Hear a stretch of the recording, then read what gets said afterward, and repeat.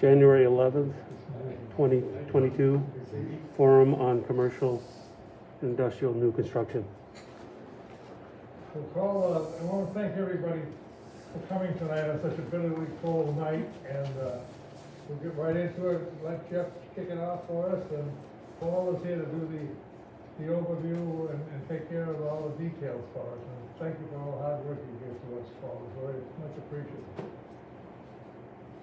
Hello, everyone.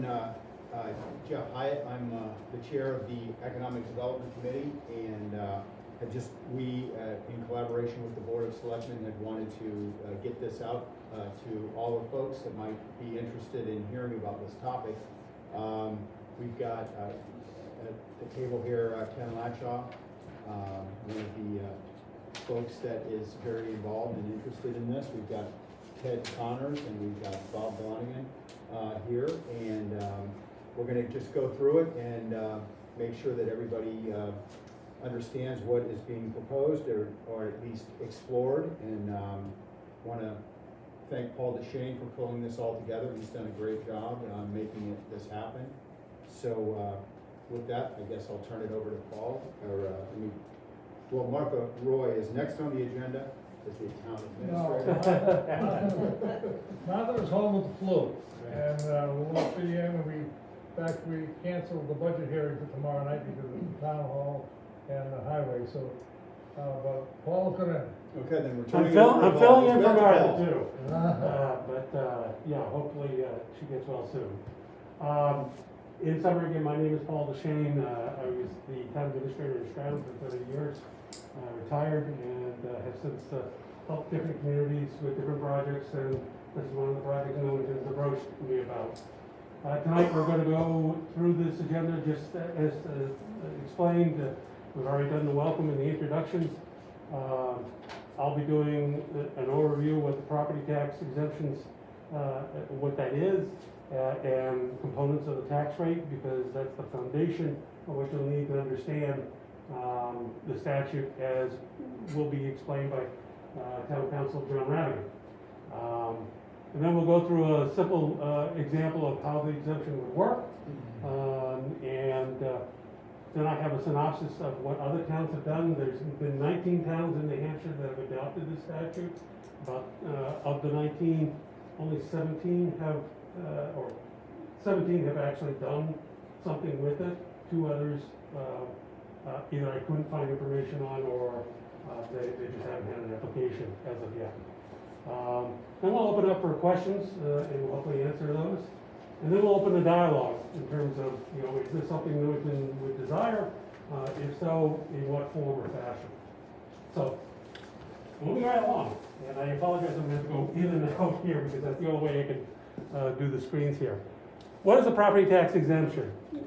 It may sound self-evident, but some people confuse a property tax exemption with an exempt property.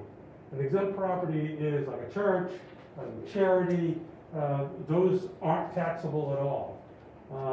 Exemptions are codified in the statute that allow for certain deductions from your assessed value.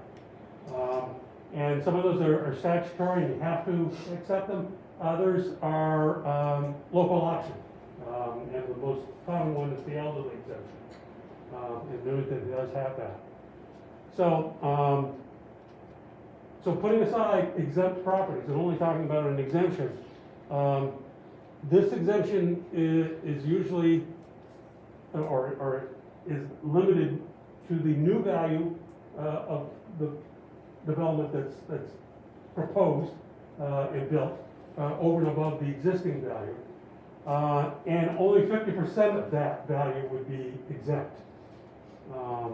And there are terms that John will go into about it. So it's only a temporary and a partial reduction in the assessed value.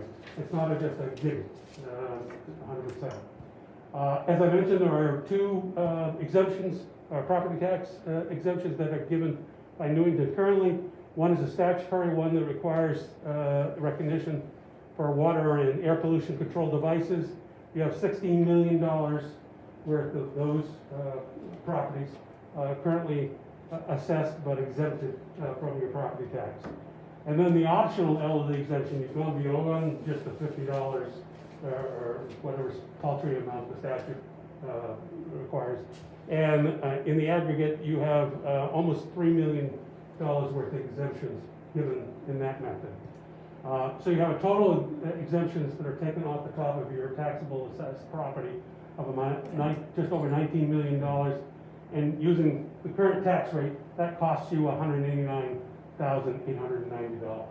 So that has to be raised in some other fashion to make up for that, because your expenses don't go away. Yes? Will you take a question, or should I wait till we? No, it's probably helpful to keep it on topic while we're Sure. at it. I'm just curious in terms of what's the definition for someone qualifying for the water and the air and the elderly? Are there specific criteria? Yes, yes. And who developed the criteria? The statutory one is right in the statute. I can't speak in great detail with that. And the optional elderly exemption is one that's adopted by the town. It usually includes income limitations and asset limitations. And I'm not familiar exactly with the details.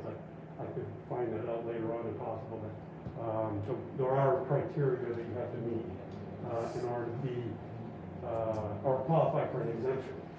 Much like there's still qualifications in order to be an exempt property, but that is a wholesale exemption for that. Thank you. And did I hear, the water and air pollution control, is that done by the state? The state requires the town to recognize that That's what certain the- pollution control devices are not taxable. And that's like with the power plants, I think they have a pollution exemption. It very well could be. Yeah, I remember coming through the planning board and, all right, then, Moving on.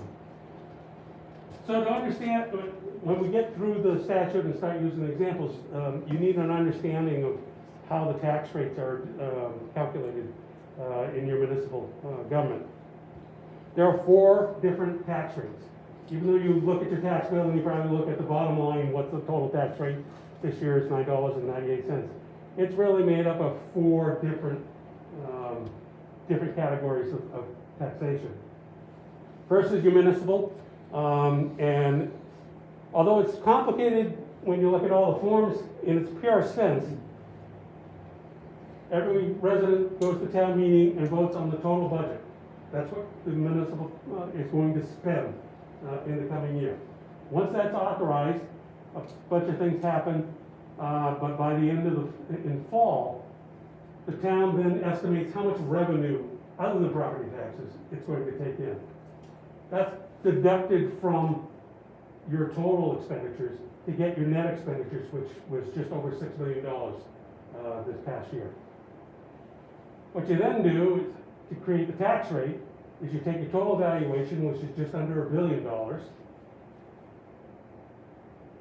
and since the rate is per thousand, you move the decimal point, you want to point it.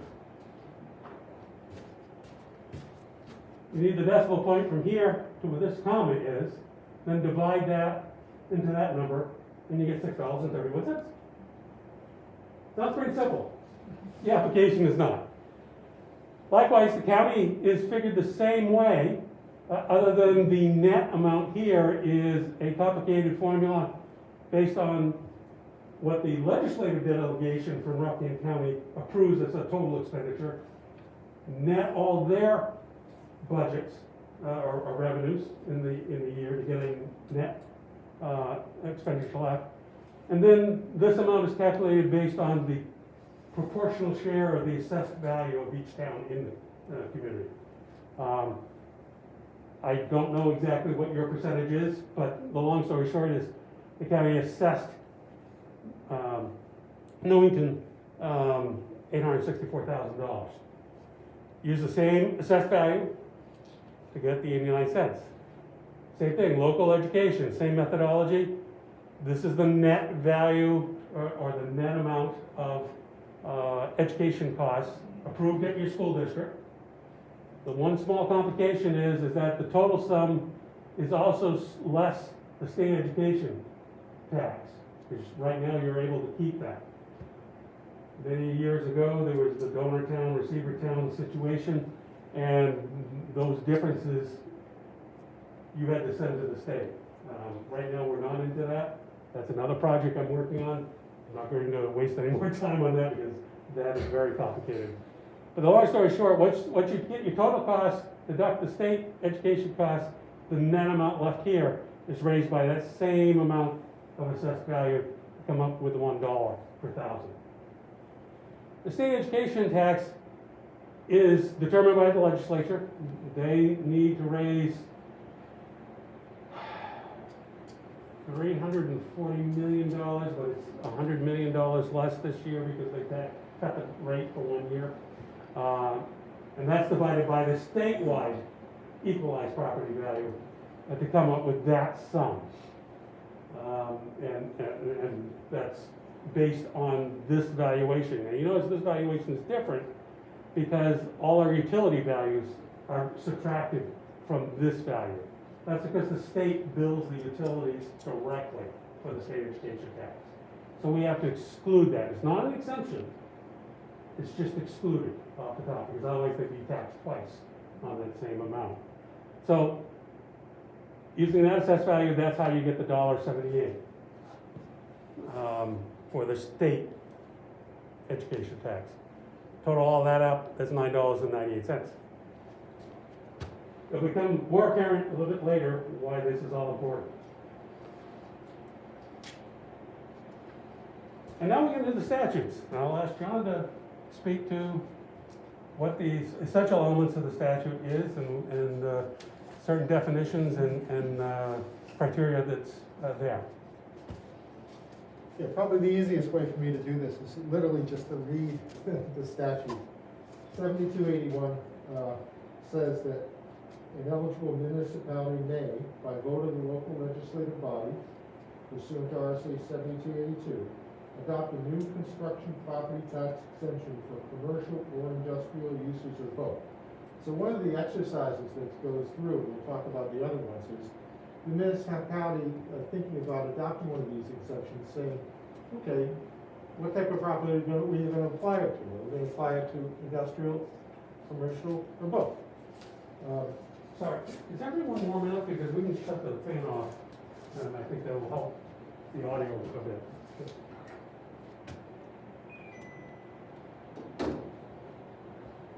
So part of adopting this exemption is the petitioner or the selectman or whoever puts it forward need to, say who we're going to apply it to, commercial, industrial, or both. And then we've already discussed, the property taxes, so I won't repeat that. And it then says that there shall be a specified percentage on an annual basis based upon the increase in the assessed value attributable to the construction of new structures or additions or renovations or improvements to existing structures, but will not exceed 50% per year. So, whether, say someone has a commercial building and you've adopted an exemption that allows a percentage. It could be a high percentage, like 50%. It could be a low percentage, like 10 or 20%. And so if someone did say they built a $500,000 addition or improvement to a piece of property, and that increased, that also corresponded with an increase in the assessment, and maybe it would make the property go up a little more than $500,000 because now it's a more attractive building or a more highly utilized building. And so say maybe the assessment would go up to $750,000. That means that if the town had 50%, they'd get a assessment reduction of half that number, which is around $375,000. And so that's how it works. And then once you reduce the assessment, then you figure out what's the tax rate, and you figure out what the number is, and that's the number they don't have to pay because you've reduced the assessment. And then it says that the exemption may run for a maximum period of 10 years following the new construction. And so there's another provision of the statute, which we'll discuss in a few minutes, that says, it's 5 years, and then it's up to the town as whether or not they renew it. But this does say that can be for a maximum of 10 years, but really, again, in adopting this exemption statute, you know, the town needs to make a decision. How many years are we gonna allow this to run for, you know? And so obviously, you know, there's a perspective of, you know, thinking about the businesses, you know, and, you know, what's a reasonable time period, you know, to, apply that period, but it can't exceed 10 years. And then, 7281 Roman numeral 2 says, once adopted by the legislative body, the percentage rate and the duration of the exemption shall be granted on a case-by-case basis on the amount of the value of the public benefit as determined by the governing body, either, and it says here, A, to all properties within the municipality, or B, to a specific group or groups of parcels within the municipalities as designated by the legislative body. So what that means is that you could apply it to all commercial and industrial, or you could apply it to all commercial or all industrial. But then, or you could say, literally, you could say, gee, look at those 12 properties. Those properties are specific, you know, maybe they're properties that are not developed in your commercial or industrial zone that you want to encourage to be developed. Or maybe they're properties that you recognize, you know, really need some upgrading and you would like to encourage someone to do that. So those are instances where, and there's probably other thought approaches to this, where in that instance, you can apply this to specific groups or parcels within the municipality as designated by the legislative body. So it could be that someone makes a decision, and presents it at town meeting and discusses it, and says we're applying it not to every place in town, but to these areas in town, or these units in town, or something like that. So the statute gives, you know, I would say a fair amount of flexibility to the municipality, you know, because ordinarily, with, you know, taxes, they're applied uniformly to everyone in town. In other words, if I've got a garage and you've got a garage and someone else has a garage, the garage is all gonna be assessed if you live in different neighborhoods, and there's no exemption that applies in different neighborhoods. Whereas this, the legislature has surely said that you can pick out areas or properties in town that would benefit from this, and they wouldn't have to apply to everyone if that was something that the town chose to do. And then it says, for the purposes of this section, public benefit shall be defined by the local legislative body as part of the adoption of the property tax exemption. And so then, you know, what is public benefit? And there's probably a lot of ideas of what public benefit could be. It could be, public benefit could be, we're looking to increase employment. So if you can present information that would say why this addition will either, you know, sustain employment, increase employment, that might be a consideration. Or it could very well be that there is, you know, other types of things, like you want to have a minimum square foot or a minimum size increase or something like that. So there are other things that the town can define as to what is the public benefit. And then that becomes a criteria that the applicant needs to satisfy in order to qualify for the exemption. So that's one part of the three sections of the statute that defines property tax exemption. And then the next section discusses how it's adopted. And this is RSA 7282.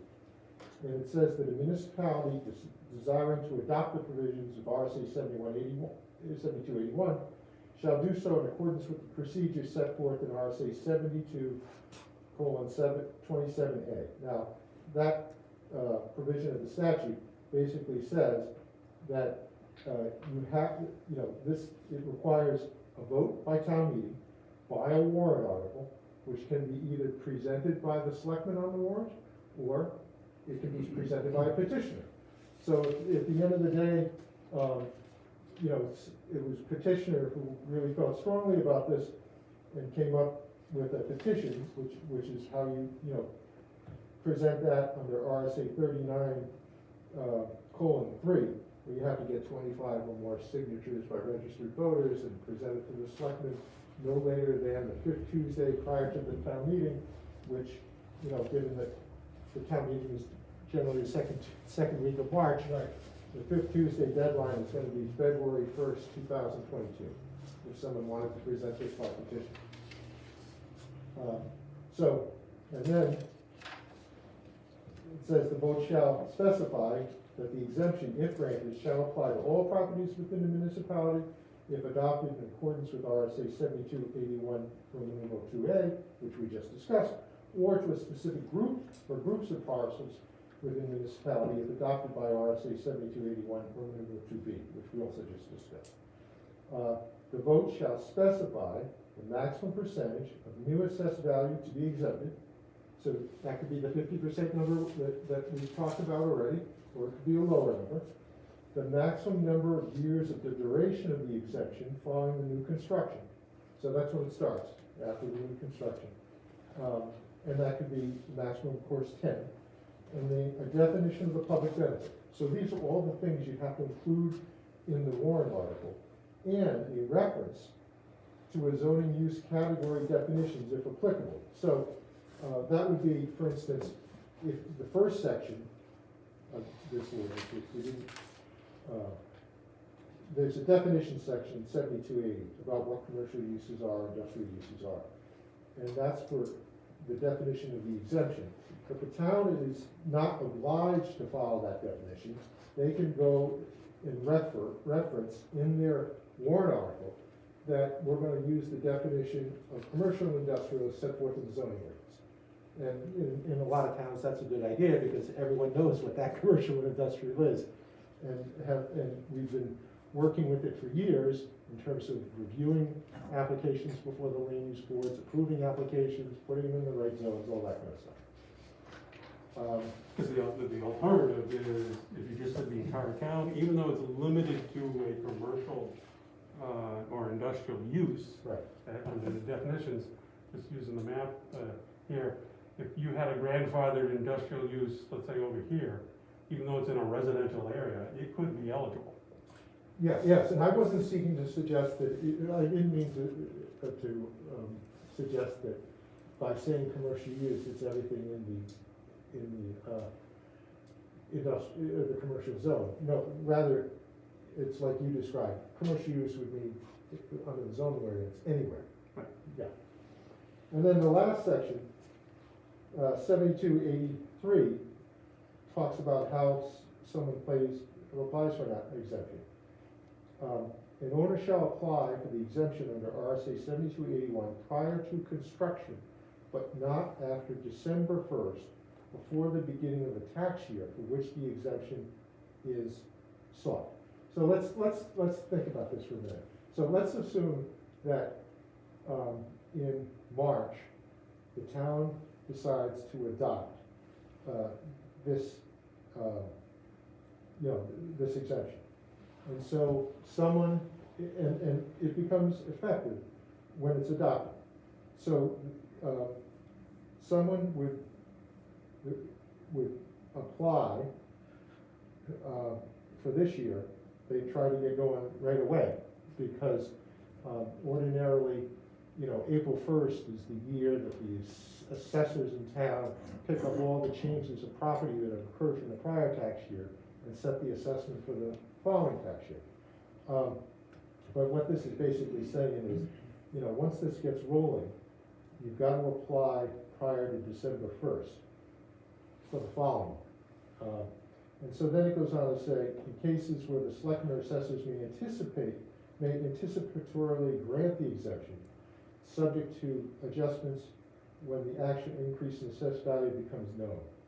And so, for instance, if someone came in and applied, in May, and the selectmen granted it, ordinarily the assessed value doesn't go up during the remainder of that year. So they wouldn't get any increase in year one anyway.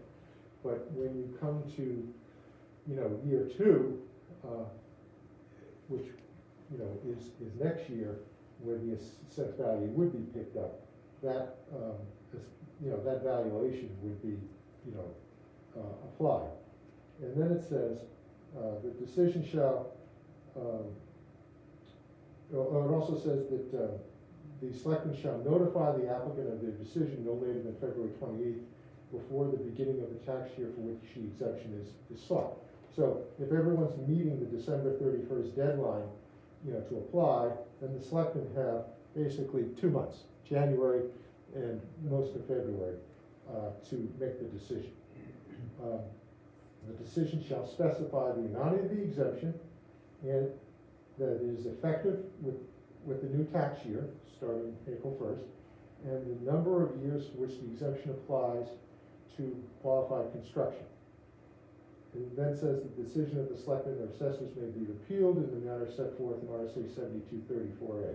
So if someone felt that they weren't properly granted an exemption, then they can take an appeal to either the Superior Court or the Board of Tax and Lien Appeals. The next section, 7283.3, says the selectmen or assessors may request such additional or updated information as is necessary to determine eligibility.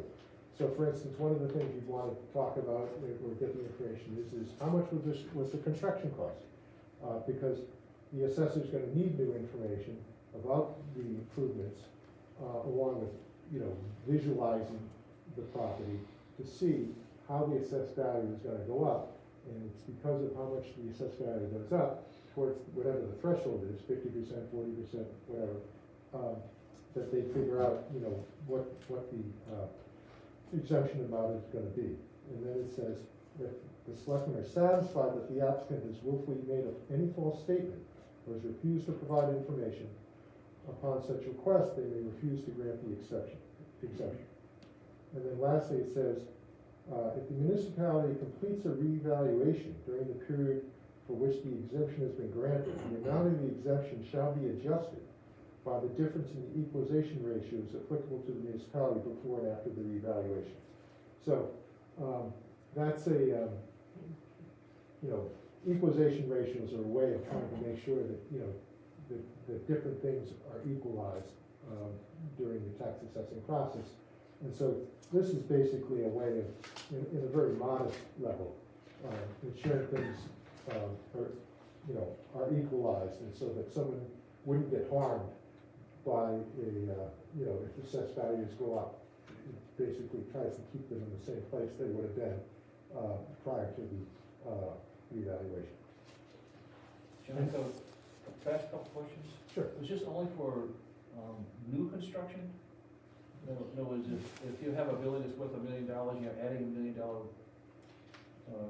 add-on to it, can that apply just to new construction? And also, does it apply to the land? Well, it applies to,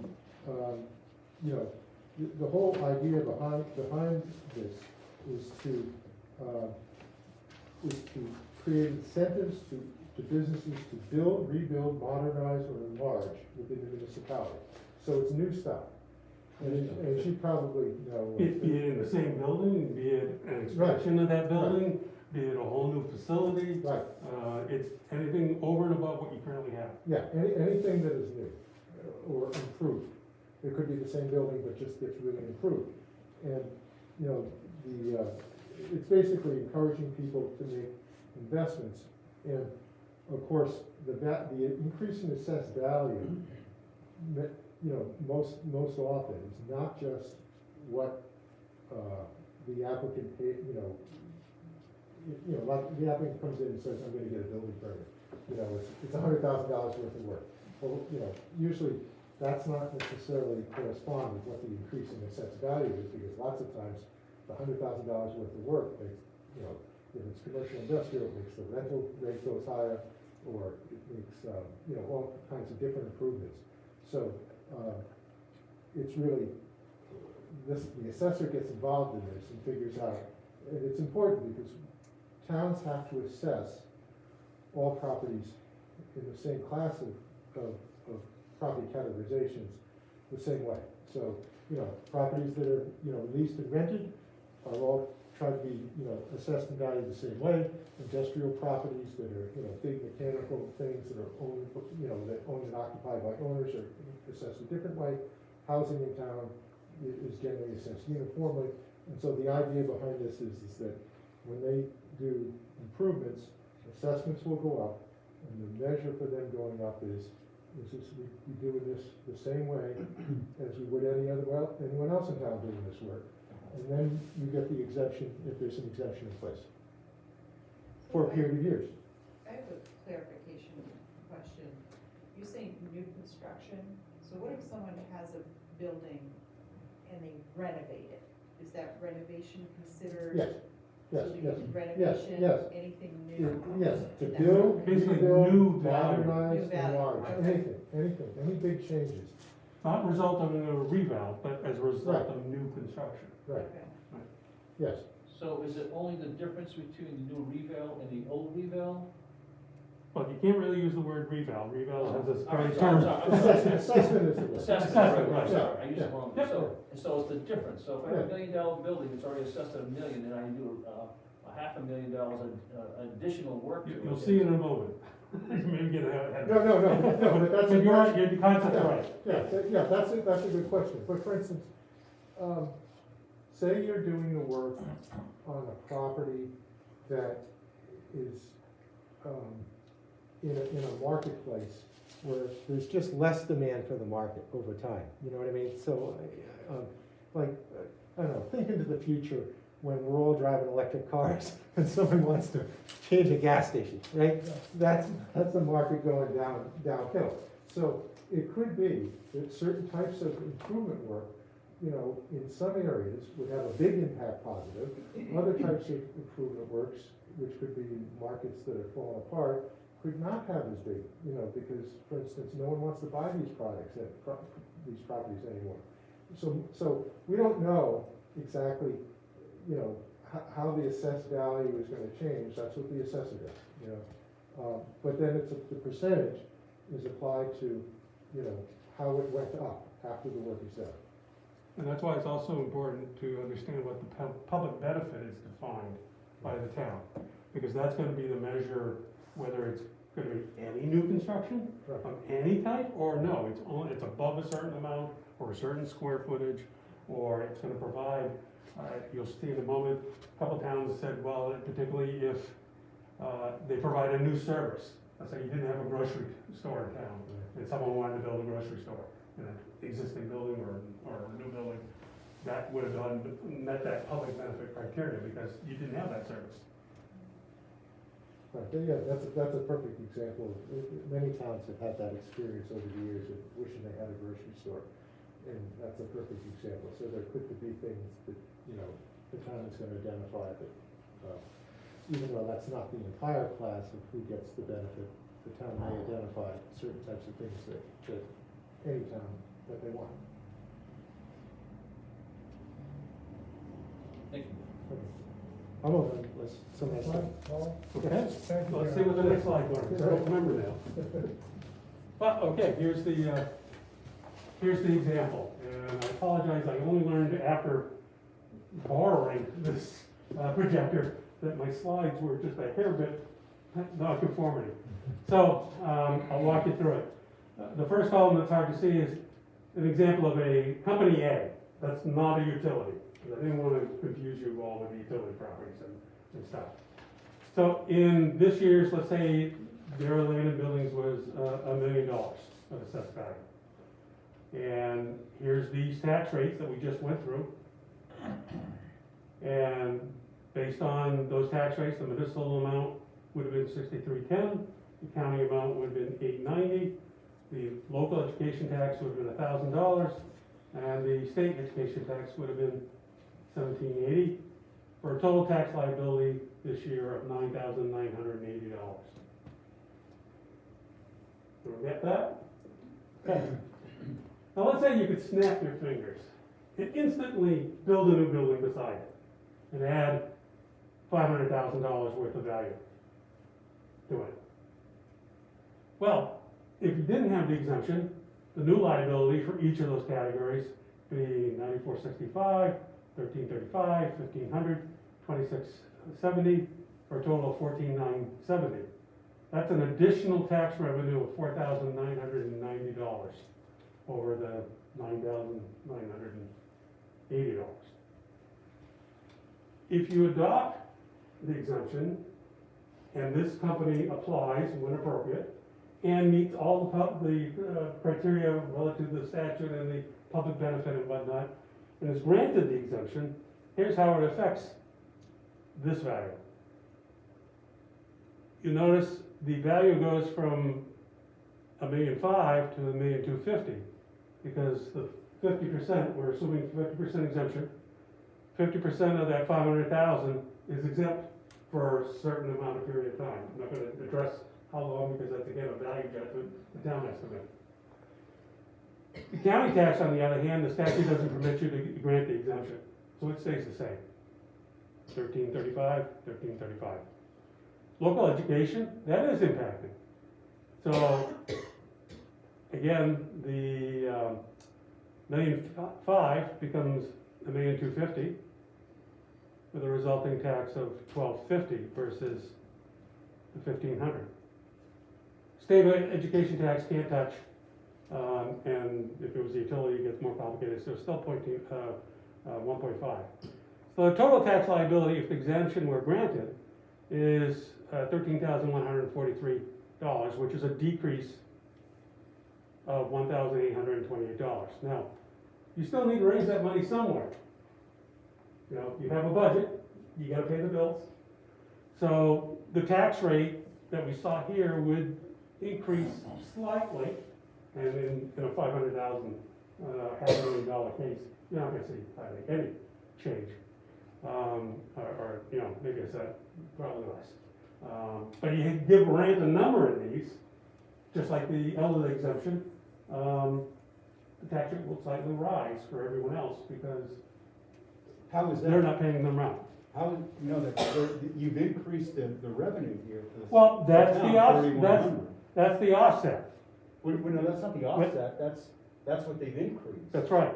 So they're actually, this new property for $500,000 has created 3,100 of more income for the town that wasn't there before, and it hasn't really increased any burden on the town, am I wrong? There's no burden on the town for them having increased the value of their property, $500,000. They're just not having to pay as much for that increase. And that's very true. The value judgment the town makes is, would they made this investment with or without the exemption? If you presume that they wouldn't, then that's an opportunity cost you've lost, the $3,100.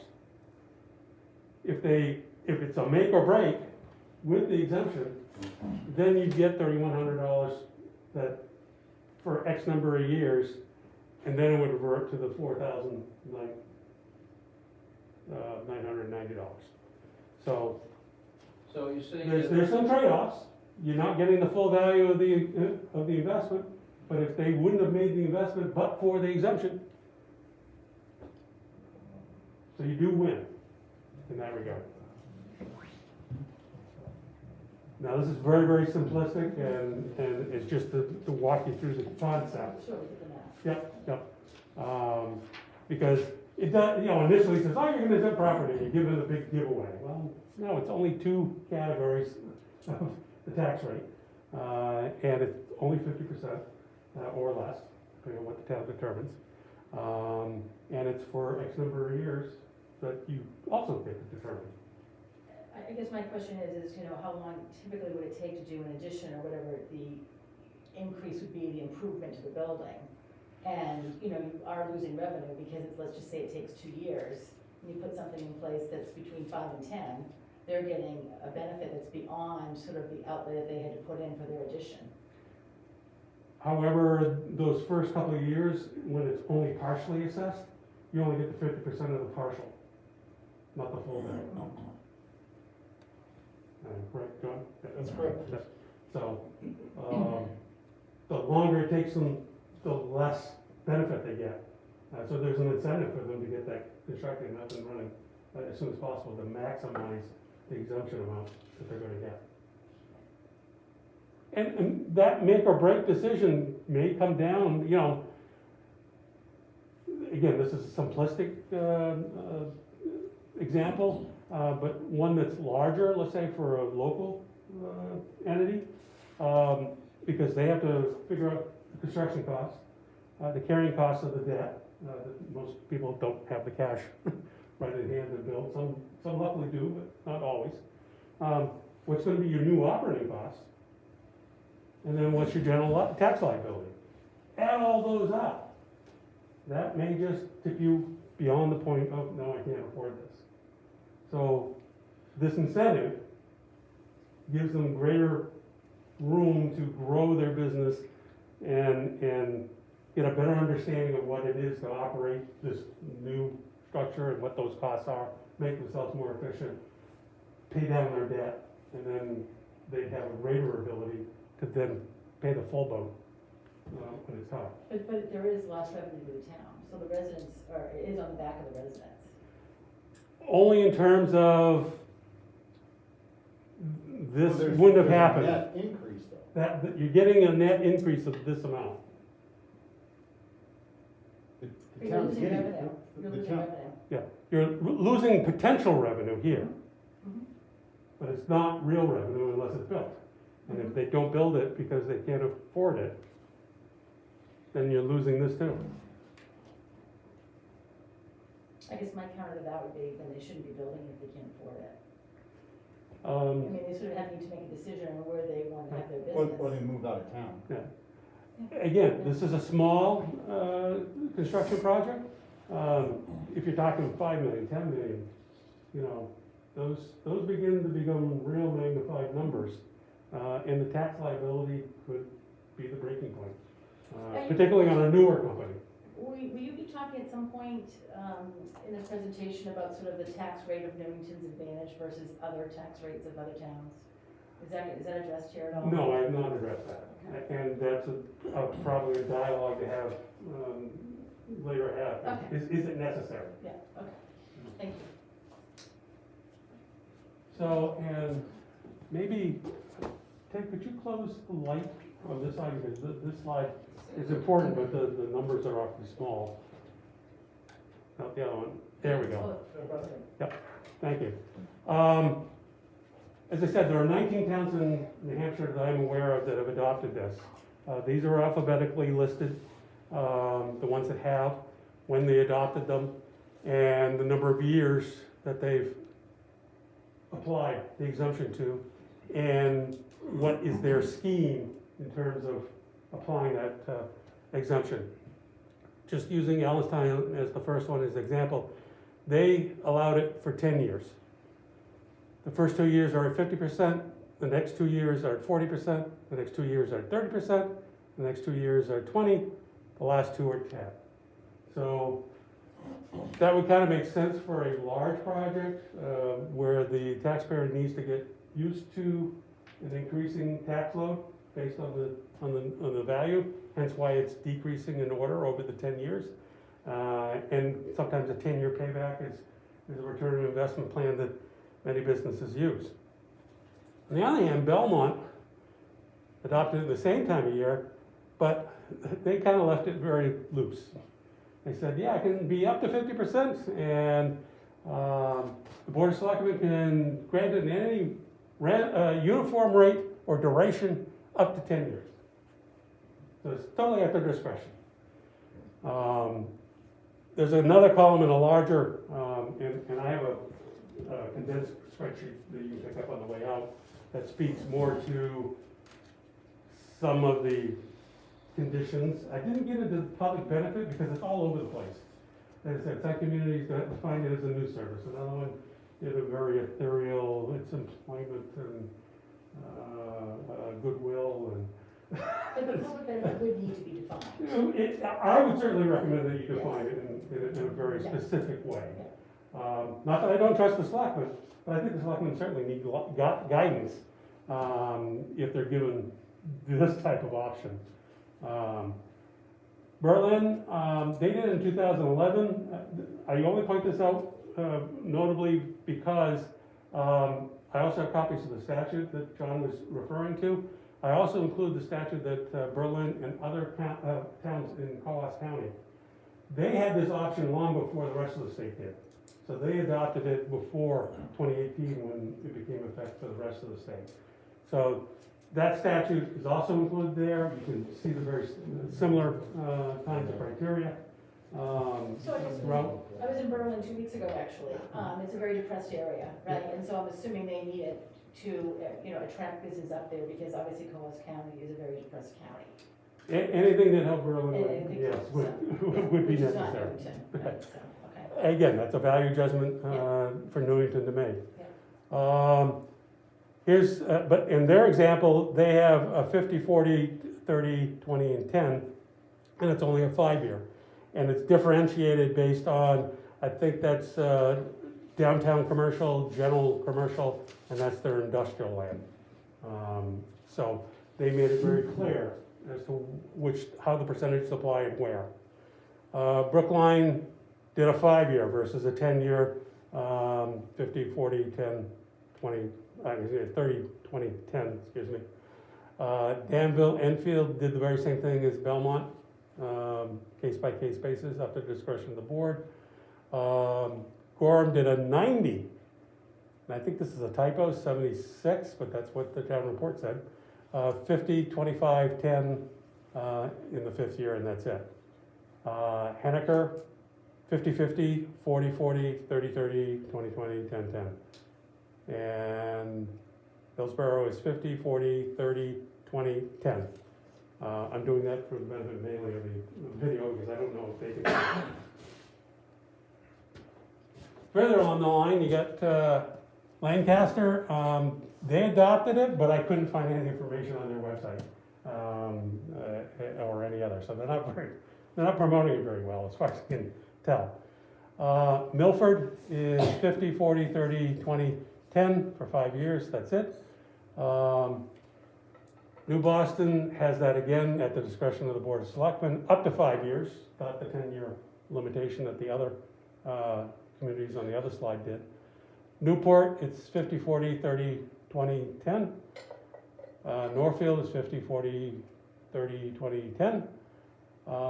Northumberland is 50% for 3 years. And that's it. Ossipee is 50% for 5 years, all the way across. Swansea is 50%, and again, it's a case-by-case basis up to 10 years. Warren is 80, 60, 40, 20 for 4 years. And Waterville Valley does 50% all the way to 10, all the way to 10 years. They're the most curious one, I thought, 50% all the way around. So I have an email, I know the manager over there quite well, I have an email into him to explain why that and have they ever used it. So, in terms of communities with assessed values and other demographics similar to Newington, Waterville Valley is probably the closest. Many of these other ones are more northern, limited economic activity that need as much help as possible. Questions on anything? Question on that, so thank you for sharing this, it's been very helpful. In terms of the benefit these towns have seen, is there any quantifiable data on, yes, they have these laws in place. Has it been translated to actual result? I have a report from the Department of Revenue Administration that of the 19 towns that are shown here, 17 have granted it at various stages in amounts. It's not very granular to be able to, like if they granted 3, the total exemption has resulted in, $100,000. Yeah. I don't know if it was 20, 50, and 30. Sure, that's not what I'm asking, sure I'm clear. What I'm asking is has this resulted in true benefit to the town? Right. From a business perspective, either towns haven't left, that stayed because of it, that kind of thing. Yeah. I don't know if there's any data on that. Yeah. None that I've found so far, and it may be because the statute's relatively new. As I said, unless you were in Coas County, you only had this authority to adopt in 2018. So it's only been, well, it's not even been 4 years yet. Okay, because there could be unintended consequences to this too, right? Because this sounds like there's certainly, potentially, an opportunity.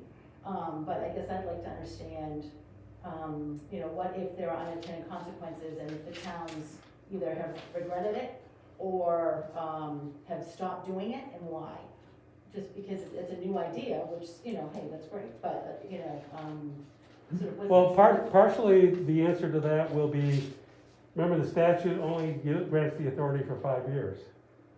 Interesting to see after 2023, how many communities re-adopt it. And whether, we would do it again, yeah. Thank you.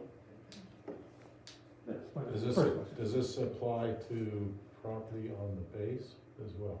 Is it all of Newington in commercial industrial zones? Or Well, is I it- think, first of all, that it depends on how the stat, you define it in the adoption. Yeah, it's not, doesn't apply to Ps, Okay, because we don't assess them taxes. okay. And that was my second element. I'm not quite sure of the tax status of all the property in Pease. So, Okay. yes. Yeah, the question I have is, I looked at the towns you listed, and a lot of them are, I believe, I have a list here of all the rates of the towns, the tax rates. And the one thing I'm seeing, it seems like they're in the neighborhood of $25 to $30 per thousand, or even maybe $20 or $30 per thousand. And that, doesn't Newington have a competitive edge of having a $9.98 per thousand? And is it, it's just the kind of thing, I understand why they would do it, because they need to bring business in, and because they don't have business, and they just can't seem to bring it up. What's the incentive of doing it for Newington when we have things like, really low taxes, as well as other benefits, location and so forth? I think it's more a rhetorical question. Not that I'm passing it Yeah, back here. no, I'm but just trying to understand it, because it's, it looks like the tax rates on those towns, based on the printout I have, I couldn't see them all, but it looks like they're averaging around $25 to $30 per thousand. I'd say over half of them are in that neighborhood. There are several that are like 15, 18, 17, here and there. Of course, a lot of it, we don't know what their equalized value is too. Because if they haven't been keeping up with their assessed values, they may have a $25 tax rate, but if they actually had 100% value to all their assessments, their equalized value would be much lower. So that's another element that you have to bear in mind. I agree with you. That's again a value judgment that the town has to make, whether it's appropriate. Do we have enough incentives because of the existing tax rate? From my personal experience, looking from the outside in, that low tax rate is great recruiting people to move in. That's the first thing they look at. What's my total liability? Once they get here, and if they grow their business, and competitive forces or whatever, and they need the ability to expand, but they're not able to do so, or feel they can't do so without some additional help in the taxing in order to get your return on investment and appropriate, and it could be any financial element, be it shareholders or proprietorships or LLC members that are looking for a certain return, and they can see a leveraged benefit by having this exemption for a short period of time to get over that hump, let's say, of the construction costs, the new operating costs, the new efficiencies that you don't usually regain the first year or the second year of operation. It's usually that third year when you really start getting a real payback on efficiencies on a newer plant, those sort of things. Of course, it varies by industry, of course. I'm speaking in broad I generalities. guess what I'm looking at, if you go back to the original slide, you showed $1 million increase, $500,000 increase value. And if you went to $1 million, I guess you would double that, so it was $1,800, I thought it would be to their benefit. So it'd be $3,600, so $3,600 for half of, I'm trying to get, so say for a just rounding up, a $10 million facility, it'd be 3,600 times 10 or 3,000, 36,000. yeah, 36,000, yes, yes. Okay. All right. There'd be some proportionality to that. Yeah, I understand, I'm just trying to do Right. quick numbers here. Right. It's a little bit off because of the other two categories that you don't get the exemption on. So that sways the total liability to some degree. And another question I have would be, for the past few years, we have had revenue issues because we've had some significant abatements with utilities that we've had to deal with. And so, can you describe for me how that would work? Because in theory, we are getting less revenue when I'm hearing that people are very concerned, although I'm not, about our, reduction in revenue. So we've already seen a significant tax increase last year, another less significant this year. And so it appears that we're, depending on how this was structured, certain businesses would be benefiting from this. But I'm still not connecting the dots to the fact that if we have a utility issue, is now the time to even be considering this when we have a revenue problem? It would actually increase revenue, wouldn't it? Because you're incentivizing development, and that would increase, if you go back to that slide, actually the town is getting more revenue than it used to get because the business put more money into the business, into the community. We are getting a net increase of taxes. It's just not as great as it might have been. And to Dennis's point about the Newington advantage, just granted, there is a great advantage that Newington has with the value or the tax rate that we do have. I fully agree with you, Dennis. And that is in and of itself an incentive. And as Paul was saying, once people get here and they start to engage and they start all of a sudden realize our sewer rate is through the roof and they're getting crushed with that, then that is part of the reason in my mind that this would make sense is just to help mitigate that. If you go to that different slide, you don't have to do it for 10 years if you don't want to. If the town feels like, hey, let's give something to incentivize development, then do it for 3 years. One of the towns had it in there for 3 years, or do it for 5 years, and do it on a sliding scale. It doesn't have to be the max, but just in my mind, throw something out there as an incentive. It doesn't have to be the full 9 yards. It could just be some smaller amount in smaller time. So from my perspective, if we have an issue with our sewer rate, then we need to deal with that. But to me, our problem is not our overall tax rate. We may have a sewer rate issue, but not our tax rate. This to me is a problem that we don't have right now. And I guess I would not be comfortable moving forward with this. I think if, I do hear about our sewer rate, the budget committee is looking at that actually very closely. We had a long conversation last week, but the sewer commission, they're coming back. Okay. So to me, I would prefer to do something that's more targeted to the actual problem, as opposed to putting in what appears to me a fairly complex system, that I'm not sure that given our overall low tax rate, I'm not sure it's necessary.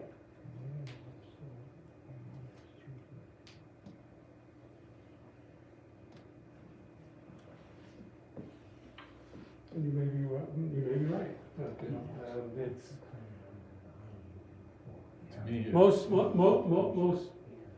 company owners, property owners, industrial, commercial, and property owners, it's the bottom line, and the rate can be the rate, but if I've got a $50 million property, I'm still paying a boatload of money. And if it's that much that's preventing me from growing my business, I'll move it someplace else where it's cheaper, here in North Carolina or wherever. You gotta also consider that you're not competing with just the New England states. You're competing with many other communities throughout the U.S. if not the world. And again, it's the opportunity costs of foregoing that and them making no decision and staying where they are. that, you know, I can't speak as an individual business owner. Only they can make those choices, but if you don't even give them the choice, because it's not a gimme, if you apply, you have to meet the criteria, however you define it. Like for instance, I would wanna highly recommend the board if they were to consider this, is that they put a dollar minimum on it. You don't want every company in the, wherever it's designated, I want 50% off my shed I put on this year. The administrative cost of that alone would kill any added value or revenue you would get. So be it $100,000, be it $50,000, you know, a bare minimum, even get in through the door. And then you gotta meet all the public benefit criteria. Be it, okay, if it's increasing your value, 100,000, you start off at 10%. If it's increasing your value by 500,000, it's 20%. You know, whatever the numbers end up being. I think you can create a public benefit matrix that satisfies a lot of what you're talking about and addressing it. So it's just not given out like candy. It's only truly when those benefits to the community are warranted.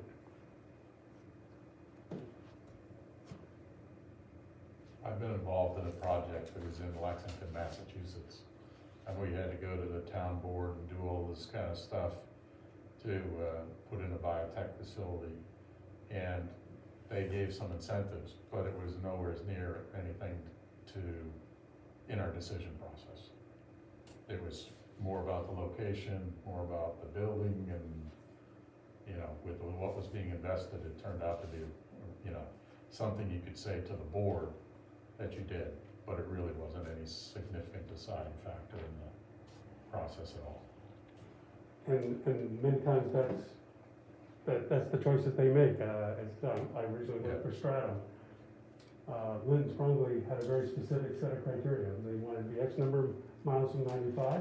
They wanted to be in a natural, pristine, wooded location, and that had a good community ethic. And they cited in Stratum. Thank you very much.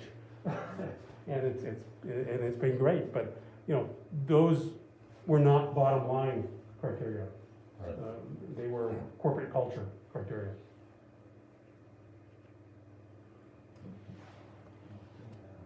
Yes.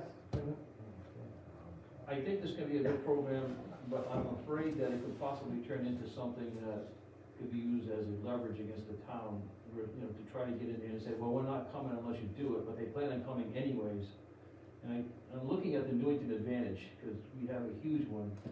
I'm just afraid that once companies find out about this, especially with our location and our tax rate, they're probably gonna say that. Secondly, I'd like to say, we don't have a lot of land that has to be developed. There's very little vacant land in that zone, very little. And a lot of it that's presently there is owned by companies that don't wanna sell it. They bought it for the future. And especially along the river, and they're just not doing anything with it, they're just sitting on it. But I'm just afraid that this could wind up turning into, well, if you don't do it, we're not gonna come. And it's just a threat to be used with the selectmen, whoever the body is that's gonna make that decision, to basically get it. And then what do the companies that are here, who could be smaller, or for whatever reason, they do an addition, but they don't necessarily get approved for it. So how is that gonna establish, I don't understand how the threat could come in, Dennis. What's that? You said there could be a threat. What I mean by threats is that we're not coming unless you give us this advantage. Well, But they don't need it. Let's take like an Amazon. Say Amazon wants to come. They're a very wealthy company, very wealthy. They can afford to go anywhere they want, pay anything. And say to you, we're not gonna come in unless you do this for us. And if you just had it on its own, they would come anyways. And that's always been the advantage of Newington, always. But where's the threat if the town votes it in, it's on the books. So it's, if we vote, let's say we go with the one town that voted 50, 40, 30, 20, 10, then it's just there. So, you know, 2 years after we adopt it, Amazon comes, they don't start on the 30, they start on the 50. So it's, I mean, it's basically the law of the town. So where's the threat? I don't understand the threat. No, I'm saying that they won't come, but they'll use that as leverage to say, give us this benefit, or we will not come, but they plan on coming anyways. They're gonna get it. There's no threat. How would that be a threat? No, I thought the selectmen had to. Only if that is No, only adopted. if, that way. only if we adopt the theory like Belmont did, where it's up to the selectmen. That's what I thought you were doing, I thought that's what we had to And do. I thought it was a case-by-case basis. Did I No, that's all- misinterpret? There's only specific towns that are case by case. Some of them are just blanket 50, 30, 20. One town was 50, 50, 50, So- 50. Yeah, I think the So what's confusion the is rules? the This hasn't statute. been established yet. Yeah, the statute does use the term case by case, but you could define that case by case by defining what that public benefit is. So it's not just, willy-nilly like the other communities that didn't define what those benefits are in very clear terms. So does that? But I get what you're saying, because there are a number of companies that shop around state to state to state. Oh, yeah. What incentives can you give me? Oh, well, you're not gonna give me something, then I'm gonna go elsewhere. You know what? That's just the way it is, that's the lay of the land. And honestly, you either I- adopt it, I or you don't personally- adopt it, and you don't have, the latitude either way. I personally don't want that authority to, I would rather have it a 50, 40, 30, 20, 10. I don't want, I don't want that pressure, Dennis, that Well, threat. that's what I understood it to be, that it was up to the governing body, what I thought they meant by, for the town to vote on it, and then the selectmen would basically Yes. decide. And the other bit I don't get is that we stopped this year, or was it the year that, I thought it was the year that construction started, not necessarily the year that we stopped the program, because the program I thought went on in perpetuity. No. It's a 5-year program. Every So- 5 years you have. So if you have no applications in the first 5 years, no one gets it. Right.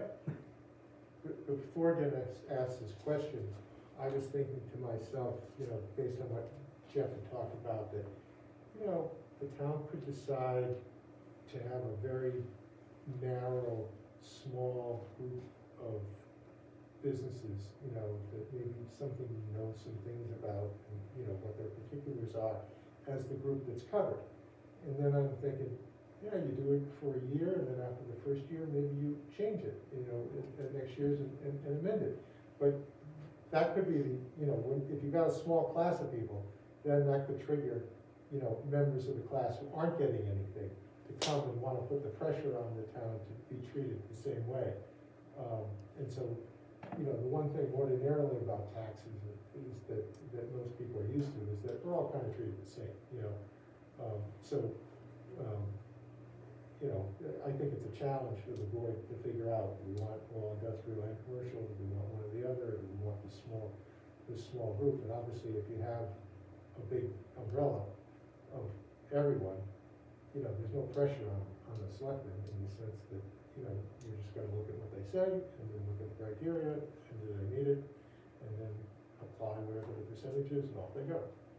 Well, like you said, Dennis, those companies that are sitting on this land down on the waterfront, if we pass this and we have a 5-year window, it may incentivize them to say, geez, we better build there and take advantage of the tax incentive. So now, rather than sitting on that land for the 20 years, they're gonna build within the next 5 years, or start the building, within 2 years, so that they can take advantage of it. So, But we don't know that there's a problem, No. they may be sitting on it and may be perfectly content, and I think we're trying to create something where we don't know that there's truly a problem. That's my issue with this. I don't think we've heard from any of those, maybe we have, from any of those owners who have bought land and are sitting on it. They're gonna buy that kind of land, they've got that kind of money, they can afford to build. I mean, I just didn't, I'm just not seeing the need for this. can I ask you another question? I wanna talk about the timing of it. Is it, the town makes it available, say, starting this year, and it goes for, let's say, 10 years maximum, but then does it stop at that time? Or is it Yes. when the construction starts, The at town any has time during the got- next 10 years? No, the way the statute reads, it says, a vote to adopt shall remain in effect for 5 years, provided, however, that for any application which has been granted prior to the expiration of the 5-year tax rate period, the exemption shall continue to apply at the rate and for the duration in effect at the time it was granted. So, you know, if you start off with a, you know, 50, 30, you know, like a 10-year period, and you have 10 years worth of coverage and 10 years, and then the town decides in 5 years not to renew it, everyone who got the original 10-year, you know, exemption still has it for the next 5 years. Right. And also, Or like, if we voted for a 5-year period, Right. say a 50, 40, 30, 20, 10, and then, you know, company A comes in the second year that we've got it, they get the 50, then they get the 40, and then when the town expires, because we don't vote to bring it back, they still get the 20 and the 10. Right. I guess I would wanna know how the other town, how this is working for the other towns. So I'm recognizing they've implemented like different formula, you know, different parameters within it. But I don't think we have enough data to understand this, given the fact that we have a low tax rate. And with, you know, a few very small circumstances, I don't think we have a problem. So you said this is, the law went into, is it 2018? I believe so. You know, I would like to understand and make a more data and informed decision. 17, okay, But 18 was the first year that it was fully in effect. taken, okay. I'd like to understand and sort of have data to back up a decision like this, to see, you know, let the other towns, they've gone forward, they obviously felt that they had reasons to do that, and see what their experience has been. So that we could, you know, potentially learn from it and modify if we needed to, if we wanted to do something like this. Well, we will pursue the data. Paul has looked into it, he's done a great job on this, and he will pursue the data and get it out as we can. We'll take this is a kickoff meeting, just to have people understand and get a little more familiar with it. This is started by the EDC, and, so we're trying to get this. I don't think it'll be on the town meeting this year, I'm not sure. It's, you know, if you were, there's a petition, it has to be in by February, as Paul said, February 1st, or John Radigan said February 1st. So that's a time, it's only 2 weeks out. So there's a lot more education, a lot more things we have to do. We had to start somewhere, we thought this was a great place to start. Okay, that was gonna be my question, because it seemed like there had to be a lot of answers or questions and answered. And I don't know how you could have done it by February 1st, because the warrant, I was asking, what's the warrant article gonna say? Is it gonna be given to the selectmen, to the authority? Is it gonna be, you know, what's the program, 5, 10 years, whatever? If someone wanted to put together a warrant article, there's 19 towns that have adopted them. So all you have to do is, you know, get some samples from their town reports. Right. You can dig up the old warrant articles, look at them, say, oh, this isn't the right approach, but at least in terms of the wording, it's easy to follow. But I think the strategy behind it, right, Right. in terms of what would work for Newington, because I think if you take a look at all those other towns that are listed there, Newington is very dissimilar to most of them. So I think that we would need to have something that, if we were to move forward with this, that we would need to customize for Newington. Well, I think, I want to thank everybody for coming, and I think it's a good wrap up. I think we've got a lot of good questions, a lot of answers still out there. We'll look into it, the select will look into it further, with the assistance of Paul, who's led this up and done a great job. Paul also did one great job for us in the education bill and the education taxes for the state of New Hampshire. He stymied it this last year, and he has control, I won't say control, but he speaks very, the House speaks very highly of the input that Paul has brought and the stuff, so we appreciate all the hard work you do on this. Thank you.